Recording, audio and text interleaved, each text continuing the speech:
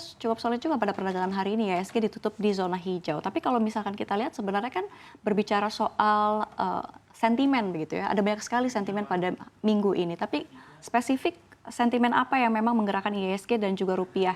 Apakah memang data inflasi dan juga manufaktur RI yang berpengaruh cukup kuat begitu?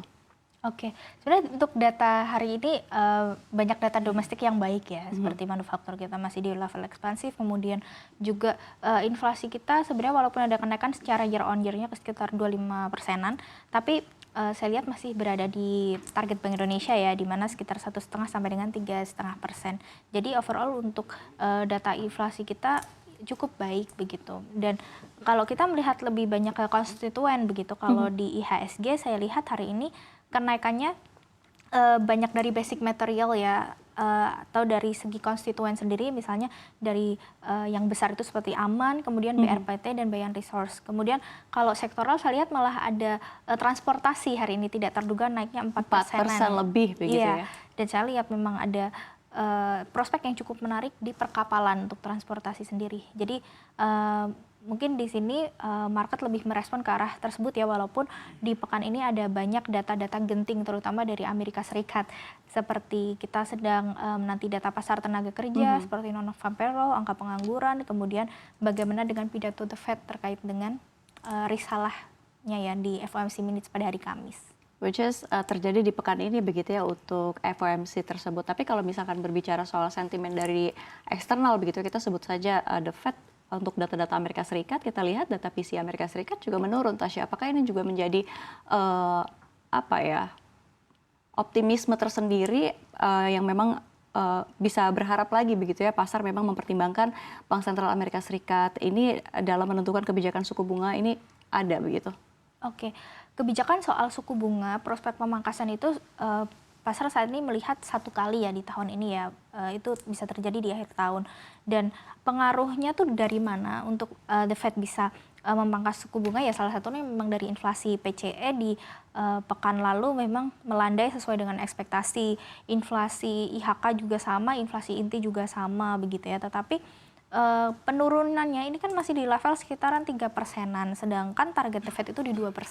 Jadi target menuju itu diperkirakan masih bisa lebih lama jika data-data yang akan rilis pada minggu ini jika tidak sesuai ekspektasi. Ya kita harapkan ada pelonggaran dari pasar tenaga kerja sendiri ya, karena data yang akan rilis di pekan ini cukup penting, seperti non-farm payroll, itu data terkait dengan pekerjaan tercatat selain pertanian, kemudian juga ada angka pengangguran, lalu ada juga data terkait dengan lowongan pekerjaan di Amerika dan data terkait dengan pekerja yang sukarela mengundurkan diri seperti itu. Jadi selain dari inflasi sebenarnya masih ada data terkait pasar tenaga kerja yang cukup penting, karena ketika pasar tenaga kerja di sana masih cukup ketat, maka daya beli di sana juga masih kuat, sehingga ketika daya beli yang kuat ini bisa terjaga momentumnya, apalagi ini kan ada election ya di US ya sebentar lagi, maka inflasi juga masih akan cukup sulit untuk turun seperti itu.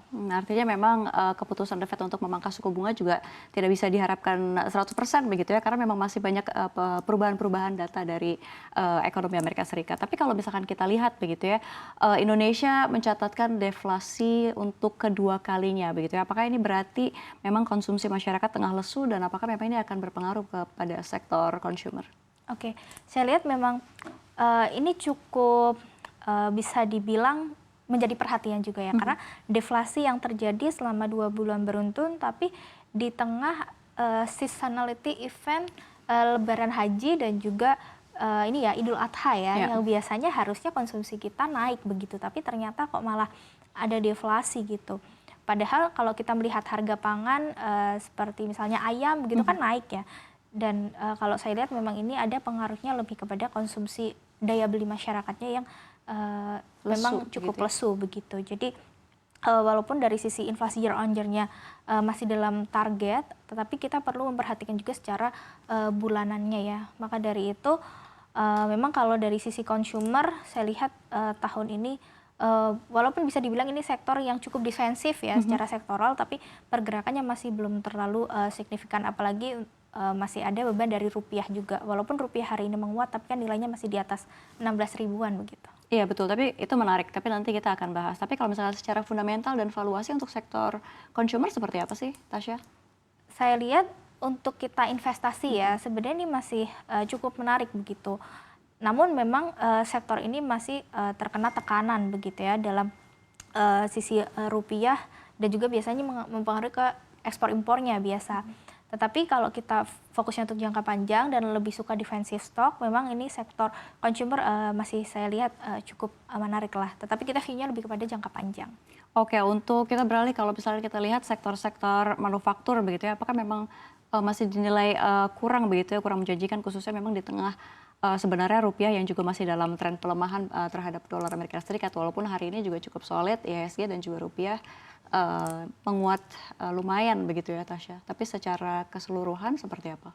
Kalau saya manufaktur mungkin lebih ke netral ya, karena memang di tengah rupiah yang melemah, dia masih kesulitan untuk ini ya, cost-nya ditekan itu pasti akan relatif sulit karena kita itu manufaktur banyak yang impor begitu, sedangkan ekspor kita kan lebih banyak di komoditas.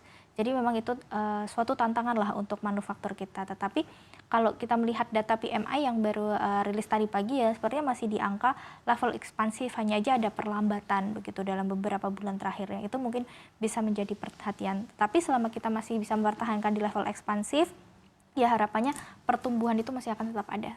Baik, untuk sektor-sektor lain yang patut diperhatikan apa aja sih Tasya? Kalau dalam jangka pendek ini saya melihat sektor yang cukup menarik di sektor perkapalan ya, yang hari ini juga sudah tercermin dari transportasi yang menguat. Memang ada beberapa emiten yang dari sisi likuiditas mungkin cenderung relatif kecil begitu, tetapi mungkin dalam prospek jangka panjangnya saya masih melihat ada peluang untuk investasi karena harga dari logistik sendiri mengalami kenaikan ya selama beberapa periode ini karena sempat ada ketegangan di Laut Merah, kemudian juga harga energi yang meningkat begitu.